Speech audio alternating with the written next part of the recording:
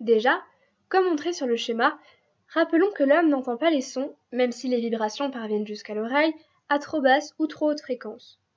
Notre système nerveux ne peut recueillir et transformer en phénomène sonore qu'un domaine limité dans les fréquences, d'environ de 20 à 20 000 Hz. De plus, on sait qu'une onde sonore ne parvient pas telle quelle au cerveau. Après que les ondes, les vibrations physiques soient arrivées aux oreilles et la perception, la sensation de son dans le cerveau, un phénomène de transformation, plus précisément de traitement des signaux vibratoires par le système nerveux s'effectue.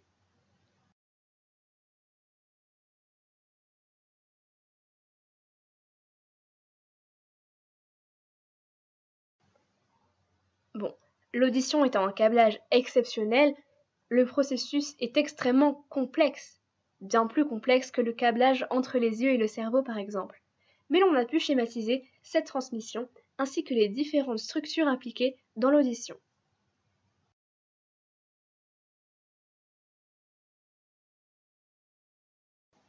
Comme vu précédemment, un message est donc créé dans la coquille.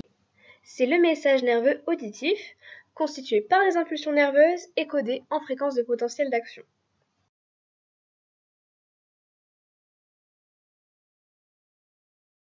Ces informations se propagent ensuite au travers de l'anse temporale, os séparant l'oreille interne du cerveau par le nerf auditif.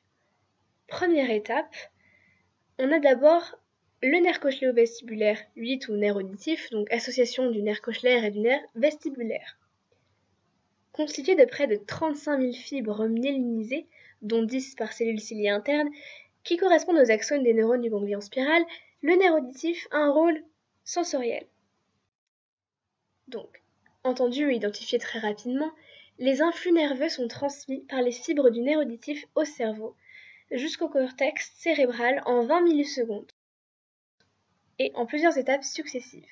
Ils pénètrent au niveau du bulbe rachidien dans le tronc cérébral, et après de nombreuses étapes, ces fibres auditives, alors 100 fois plus nombreuses, atteignent le cortex cérébral.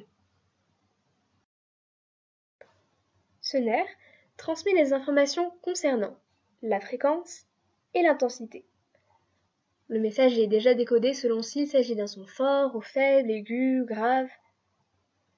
On a de plus un codage spatial de la fréquence, comme on peut le voir sur cette image, d'où la présence d'une tonotopie, organisation fréquentielle de la perception des sons au niveau de la membrane basilaire de la cochlée, que l'on retrouve pour la majorité du système auditif. On voit ici que les fibres apicales, codant les basses fréquences, sont localisées dans la région centrale du nerf, alors que les fibres basales, codant les fréquences plus hautes, les hautes fréquences, sont plus localisées en périphérie. Chaque fibre a donc sa propre courbe d'accord. Comme voici ici, c'est la courbe du seuil de ces fibres en fonction de la fréquence sonore. De plus, est effectué un codage temporel fréquentiel, tout ce qui concerne la synchronisation. On a aussi l'intensité de la stimulation qui est codée par la fréquence des potentiels d'action. Tout ce qui est taux de décharge et relais.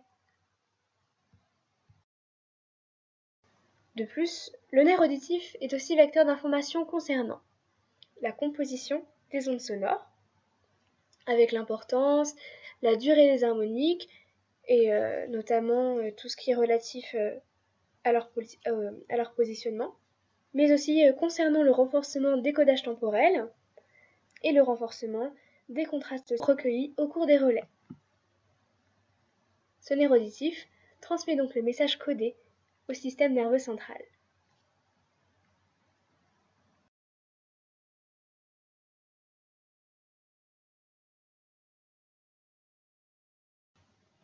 Dans le cerveau, le message passe et est reçu par plusieurs relais ou groupes de neurones qui effectuent un travail de décodage. L'information est ensuite transmise au relais supérieur. Ces relais nerveux constituent plusieurs voies. D'abord, la voie principale, la voie primaire, qui est assez courte, puisque composée de 3 ou 4 relais successifs et rapides qui transportent l'information codée par la cochlée, passe par le tronc cérébral pour aboutir au cortex auditif primaire situé dans l'aire temporale. C'est au niveau du noyau cochléaire, Premier relais sous-cortical des voies auditives dans le tronc cérébral, que la totalité des fibres du nerf auditif se termine ensuite.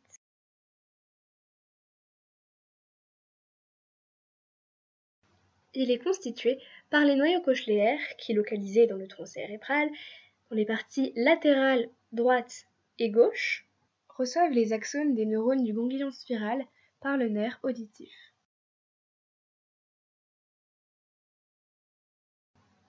Ce complexe nucléaire est donc formé de 3 noyaux, les noyaux cochléaires dorsaux, antéro-ventraux et postéro-ventraux. Chacune des 3 parties possède ce qu'on appelle une cochléotopie. Les fibres suivent une organisation tonotopique. Encore une fois, l'organisation fréquentielle dans un système de fréquences caractéristiques qui se poursuit. Donc les basses fréquences dans le noyau cochléaire postéro-ventral jusqu'aux hautes fréquences dans le noyau cochléaire dorsal. Les terminaisons de ce complexe se spécifient par des signes de divergence. Les relais s'organisent selon des structures convergentes et ou divergentes, c'est-à-dire qu'un même neurone, une même fibre est caractérisée par sa capacité de communiquer grâce à des zones de synapse avec les neurones suivants. Voici le schéma simplifié d'une zone de synapse. Pour rappel, ces zones de synapse, donc de contact entre deux neurones, permettent la conduction ou la transmission du message nerveux d'un neurone présynaptique en A à un neurone postsynaptique en B. Donc l'arrivée d'un message nerveux en A va provoquer la libération des neurotransmetteurs, pour l'instant synthétisés et contenus en 2 dans la vésicule synaptique, vont être donc libérés par exocytose dans la fente synaptique, représentée au numéro 4. Ces neurotransmetteurs libérés vont alors se fixer sur les récepteurs membranaires postsynaptiques de la membrane postsynaptique en B, ce qui va créer un nouveau message nerveux. Selon les effets, ces synapses peuvent être dites excitatrices ou inhibitrices. Comme montré sur ce schéma, au sein du noyau cochléaire, chaque fibre du nerf auditif se divise en 2 branches, envoyant une ramification ascendante vers la partie antéroventrale du noyau et une branche descendante vers la partie postéroventrale et dorsale. Les fibres basales du nerf auditif vont pénétrer dans la partie dorsale du noyau cochléaire, alors que la majorité des fibres apicales va aboutir dans le noyau cochléaire ventral. C'est ce centre nerveux qui, lié à la représentation du niveau sonore, est capable d'activer le réflexe stapédien dont nous avons déjà parlé. La contraction du muscle de l'étrier de l'oreille moyenne visant à atteindre le niveau d'intensité des sons transmis à cette oreille. À ce niveau s'opère un décodage de base important de l'impulsion. Durée, intensité, fréquence. En effet, le noyau cochléaire analyse les diverses caractéristiques de l'information reçue du nerf auditif. Codage temporel, codage du spectre des sons complexes, mais aussi renforcement de la modulation d'amplitude. Entre autres, la modulation d'amplitude est une technique utilisée pour moduler un signal, faisant varier son amplitude élevée par un signal de basse fréquence, comme le montre cette image. En outre, à chaque relais s'effectuent des opérations qui reposent sur 2 mécanismes principaux, comme ici celui de l'inhibition latérale. Le noyau cochléaire présente une grande variété cellulaire. On doit compter environ 9 types, et donc présente une grande diversité de leurs modes de réponse. Le noyau dorsal étant dans ce cas le plus complexe, avec décharge, inhibition, etc. Donc ces différences de morphologie reflètent des différences au niveau des synapses. Dans un circuit tonotopique, certaines des neurones autour sont dites inhibitrices, et c'est-à-dire qu'elles diminuent ou empêchent la transmission du message nerveux. C'est le phénomène d'inhibition latérale, qui est non spécifique au noyau cochléaire, permet une suppression sélective de certains signaux nerveux. Sa fonction générale étant d'augmenter l'acuité d'un signal sensoriel et d'augmenter le contraste, il joue donc un rôle essentiel dans la mise en forme des messages sensoriels. Enfin, les axones des neurones des noyaux cochléaires se projettent ensuite vers les neurones de l'olive supérieure, médiane du complexe olivaire, localisées toujours dans le tronc cérébral.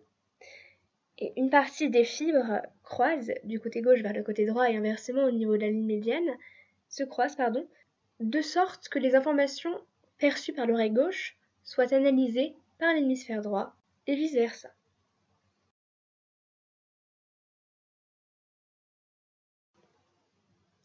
Deuxième étape, l'analyse principale des informations auditives se fait alors au niveau du second niveau du système auditif primaire, les noyaux olivaires, situés au niveau de l'olive supérieure, ou plutôt du complexe olivaire supérieur, qui est sur le plan anatomique et fonctionnel une des structures les plus complexes de la voie auditive. Ce complexe s'organise en un grand nombre de neurones répartis dans les noyaux et les zones périnucléaires symétriques par rapport à la ligne médiane. C'est un réseau neuronal composé de plusieurs noyaux. Noyau olivaire supérieur latéral, ou OSL, représenté en vert sur le schéma, du noyau olivaire supérieur médian OSM en rouge, et du noyau médian du corps trapézoïde NMCT en bleu sur le schéma. Ces trois structures du complexe olivaire supérieur différentes sont encore organisées de façon tonotopique. Tandis que l'OSL traite plutôt les moyennes et hautes fréquences, on a l'OSM qui s'occupe des basses fréquences. Donc ce centre nerveux est engagé dans l'analyse et le filtrage des stimuli. Avec les champs périnucléaires qui le constituent également, il possède de nombreuses fibres ascendantes vers les noyaux supérieurs, mais aussi descendantes vers les noyaux cochléaires ou encore la cochlée. Le complexe olivaire supérieur est un complexe majeur d'intégration et de régulation de l'information auditive, qu'elle soit ascendante ou descendante.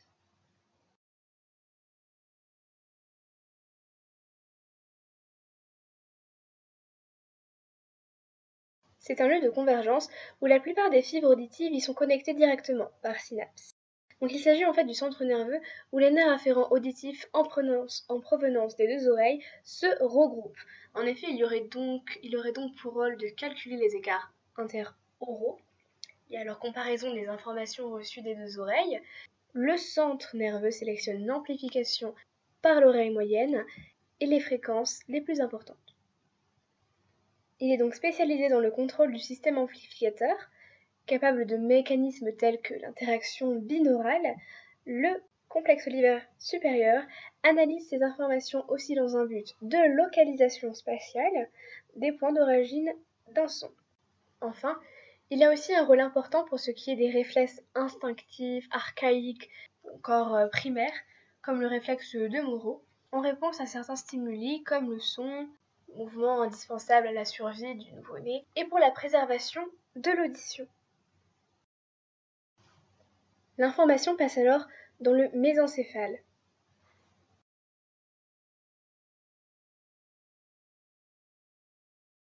Il transmet ensuite ces informations modifiées à plusieurs ensembles, notamment aux neurones qui constituent les collicules inférieures, localisées dans la partie dorsale et principale structure du mésencéphale, ou cerveau moyen, région du tronc cérébral, où aboutissent la majeure partie des structures sous-corticales.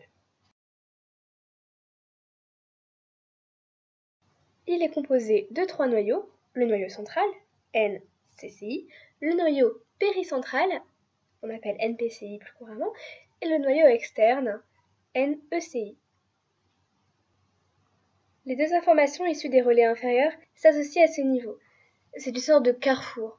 En fait, il s'agit d'une structure à tendance convergente, où le même neurone reçoit des terminaisons synaptiques de plusieurs projections, ascendantes, descendantes. Toujours suivant un mode d'organisation tonotopique, le colliculus inférieur continue l'analyse du message.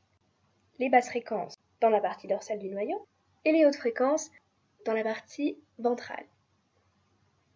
Donc, les cellules du noyau présentent une bonne sélectivité tonale, c'est-à-dire une bonne sensibilité aux stimuli complexes. Par exemple, ils sont capables de distinguer une fréquence, de faire la différence entre une fréquence de, admettons, 10,00 Hz et celle de 10,100 par exemple Hz, soit un écart relativement faible, mais aussi une sensibilité aux disparités interorales, donc le colliculus inférieur, est donc un centre de haut travail d'intégration de l'information. Il se charge notamment du traitement de la fréquence, mais aussi de la localisation spatiale du son, des sensations auditives, plus ou moins réflexes comme l'éveil auditif chez l'enfant. Par exemple, un nourrisson tournera sa tête et ses yeux vers la source du bruit qu'il perçoit. Donc, en résumé, il contient plusieurs caractéristiques du son: période, fréquence et intensité. À ce niveau, on a aussi le colliculus supérieur, particulièrement sensible aux indices de localisation, avec ses champs récepteurs visuels et à la fois acoustiques qui fonctionnent ensemble, et en analysant les différences entre les deux oreilles, il permet d'obtenir une représentation audiovisuelle de l'espace. Ensuite, un autre neurone renvoie le signal sonore au niveau du diencéphale.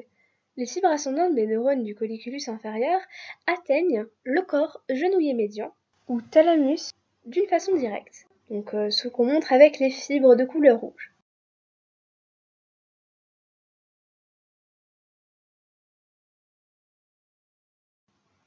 C'est dans le thalamus, ou corps genouillé médian, dernier relais avant le cortex, localisé en position centrale sous les hémisphères cérébraux, que se fait un travail majeur d'intégration.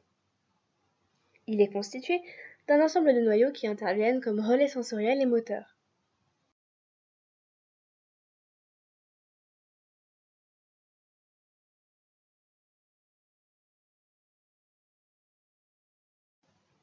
Divisé et organisé en 3 parties, la zone ventrale 1C, médiane 1B et dorsale 1A, c'est la partie latérale ou ventrale, purement auditive, qui forme, on va dire, un relais auditif particulier. Elle s'organise de façon laminaire, c'est-à-dire qu'elle est représentée par des couches concentriques parallèles à la surface. Donc ces couches suivent encore et toujours un modèle tonotopique, alors que les basses fréquences se trouvent dans les couches superficielles, les fréquences élevées se situent plutôt dans les couches profondes. Ces deux aires, donc les aires de la partie médiane du noyau et la partie dorsale, sont assimilées à des aires de convergence multisensorielle. D'une part, en effet, comme dans le colliculus inférieur, beaucoup de cellules sont en lien avec les deux oreilles et donc sensibles aux différences de fréquence, d'intensité, des informations reçues. Cela permet, tout comme dans le complexe olivaire, de jouer un rôle essentiel dans la localisation du son. Cette structure neurale convergente permet donc aussi l'élaboration de liaisons entre informations diversifiées, provenant de plusieurs niveaux,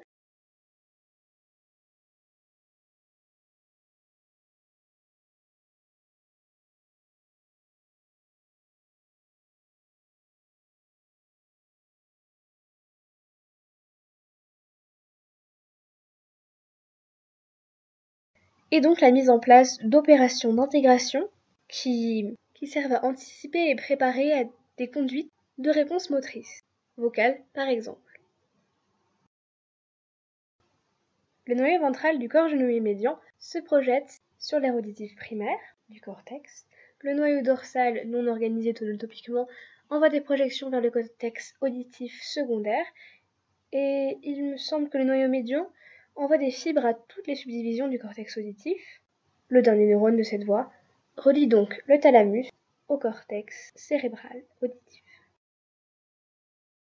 Le message, déjà ainsi largement décodé, mémorisé tout au long de ce trajet, pourra donc être trié, comparé à des données sonores déjà répertoriées, analysées, mémorisées, traduire une sensation nerveuse et donc être intégré dans une réponse volontaire, par exemple vocale.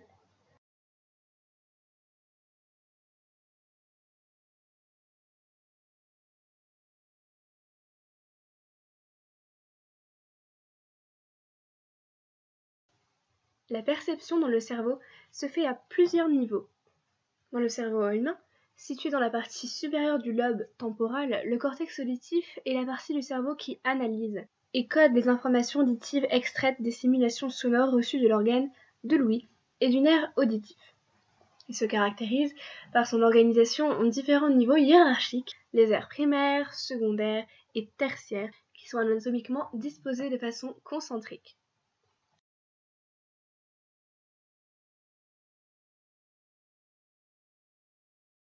Les aires primaires sensorielles sont les régions où le message provenant des noyaux thalamiques arrive en premier.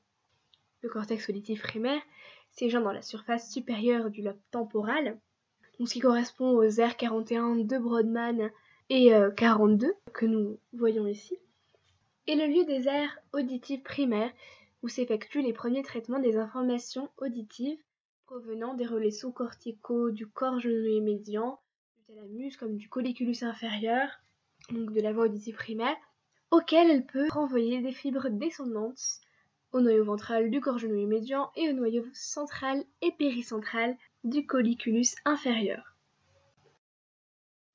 Recevant des projections du corps genouillé médian, il est donc constitué de sous-régions qui suivent une organisation tonotopique, donc comme dans la cochelée, qui permet une discrimination des fréquences. Donc c'est une propriété qu'il possède. Ainsi, les sons aigus sont codés au niveau de ce que l'on appelle la lèvre postérieure du sillon latéral et les sons graves au niveau de la partie superficielle latérale de l'aire.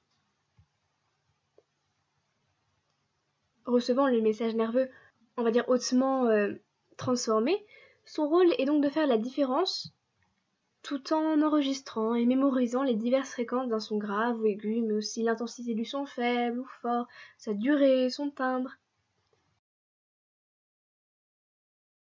Les signaux électriques sont la plupart ensuite transmis autour du cortex auditif primaire aux aires secondaires où les données qui le constituent sont analysées de façon plus précise.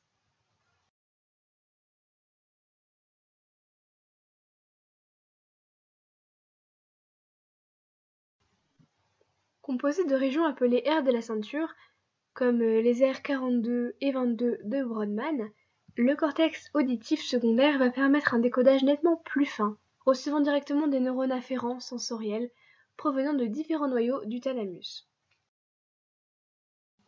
On a, comme le montrent les aires de Broca, partie frontale inférieure du cortex gauche et de Wernicke, que l'on situe à l'arrière du cortex auditif primaire dans le lobe temporal gauche.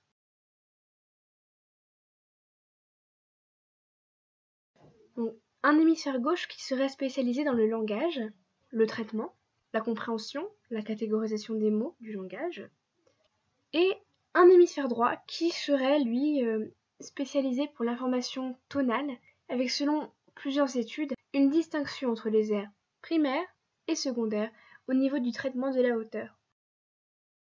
L'aire secondaire sert surtout à l'interprétation, rapide et associée, du fait de sa proximité avec l'aire précédente, des données acoustiques. Non organisées de façon tonotopique, dans le lobe temporal droit, les aires de la ceinture sont notamment vouées au traitement du son et ont un rôle important dans sa localisation également, de la musique, des sons complexes, mais aussi au niveau de la prosodie du langage, intensité, durée, tonalité, reconnaissance, ou encore d'autres fonctions plutôt à gauche, comme la mémoire verbale et la lecture. On a ensuite les aires associatives dont nous parlerons un petit peu plus tard.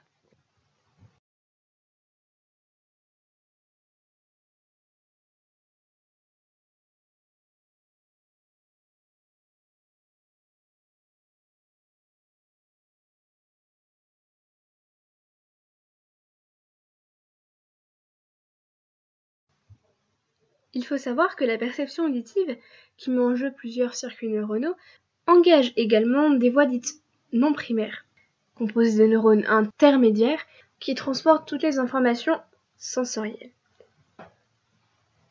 Le premier relais, situé dans le tronc cérébral, est commun avec la voie primaire. Il est constitué par les noyaux cochléaires. Quand certaines fibres, après le premier relais, rejoignent le complexe olivaire, d'autres, plus petites, empruntent la voie réticulaire ascendante, lieu où les informations auditives sont assimilées à la totalité des autres modalités sensorielles. Les messages se dirigent donc au travers d'une structure nerveuse du tronc cérébral et du mésencéphale, appelée formation réticulée,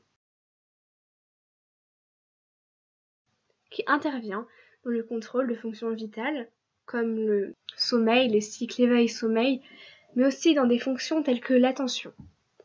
En effet, ce centre, où plusieurs relais sont effectués, effectue une sorte de tri, de sélection à un instant donné, de l'information prioritaire. Le rôle de cette voie, qui regroupe les nombreux messages sensoriels qui arrivent au cerveau, est de permettre de sélectionner le type d'information dont le cerveau doit s'occuper en priorité, à traiter en priorité. Comme par exemple, essayer d'entendre et de capter au milieu d'une foule un brouhaha, la conversation que l'on souhaite entendre. Longeant ensuite le centre du thalamus non spécifique, cette voie aboutit, après plusieurs niveaux et d'autres connexions qu'elle établit avec l'hypothalamus et les centres végétatifs, au cortex, aux aires associatives, dont le cortex polysensoriel, chargé de décrypter les informations venant de tous les sens afin de recréer une image précise de l'environnement, mais aussi au cortex limbique, connecté au système limbique. Assimilé au cerveau émotionnel, il se trouve à l'intérieur du lobe temporal du cerveau. C'est le nom donné à un groupe de structures du cerveau très importantes dans les émotions, comme l'agressivité, la peur, la joie, le plaisir, tout comme la formation de la mémoire. Il est principalement composé de structures subcorticales, corticales, comme l'hippocampe, qui a un rôle dans la formation de la mémoire à long terme, l'amygdale dans les sentiments comme la peur, l'agressivité, mais aussi le gyrus, l'hypothalamus, etc.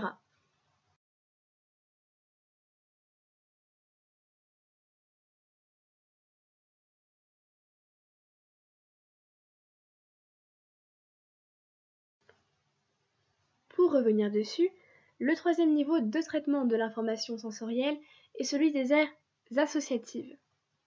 Donc, ensuite, après les étapes précédentes, que le message est traversé la voie non primaire, ou les aires primaires et secondaires aussi, l'information essentiellement sensorielle atteint le troisième niveau de traitement, donc le cortex associatif. Il représente d'ailleurs 75% du tissu cortical dans chaque hémisphère cérébral, et situé en particulier au niveau des aires frontales et pariétales. Il s'agit d'aires distinctes, connectées, qui communiquent entre elles avec une organisation hiérarchique assez complexe. Il y a un traitement en parallèle de l'information. Donc faisant intervenir et échangeant avec les aires primaires uniquement ou et secondaires et inversement, donc en fait chaque région peut entrer en réseau avec plusieurs autres régions, l'information est capable de se diffuser et de se propager dans différents flux et sur différentes voies en même temps. Ce cortex, ces aires, sont engagées dans des mécanismes assez complexes de traitement de l'information, comme par exemple dans des processus cognitifs liés à l'intégration multisensorielle qui permet par exemple de faire l'association entre un signal par exemple visuel et un signal auditif, la mémoire, le langage, tout ce qui est planification. En résumé, les aires auditives sont les autres territoires cérébraux où se produit une perception consciente, une reconnaissance du son plutôt, en le comparant à ce qui est déjà en mémoire. Les neuroscientifiques ont pour le moment identifié une dizaine d'aires associatives représentées dans le cortex pariétal et préfrontal par exemple, plus ou moins regroupées en deux grandes voies. D'une part, la voie dorsale, qui commence au niveau des aires visuelles primaires, passe par le cortex préstrié dorsal, qui, comme on le voit avant d'atteindre le cortex pariétal postérieur. Donc cette dernière est impliquée dans la perception du ou, donc c'est-à-dire la localisation et le mouvement. Ensuite, on a la voie ventrale qui, partant du même endroit, traverse cette fois-ci le cortex préstrié ventral pour se rendre vers le cortex temporal inférieur. Donc c'est une voie du quoi impliquée dans la reconnaissance de la forme et des objets. Pour schématiser, il existe trois types d'aires associatives. Premièrement, des aires associatives motrices qui permettent de mettre en place des décisions de mouvement avant leur exécution, comme dans le cortex préfrontal dorsolatéral, mais aussi limbique, ce qui permet de donner un aspect émotionnel au message reçu en le comparant avec des informations déjà mises en mémoire et informations qui seront mémorisées à long terme.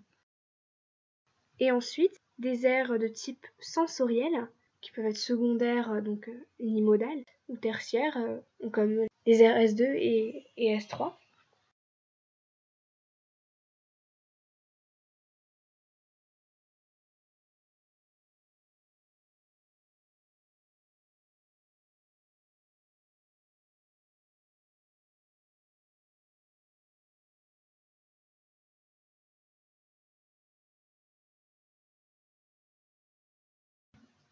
Pour conclure, à chaque étape s'effectue un décodage et une interprétation des propriétés du message, des plus simples aux plus compliqués. L'association de ces deux voix, primaires ou non primaires, simultanément actives, permet d'obtenir à l'arrivée une perception consciente.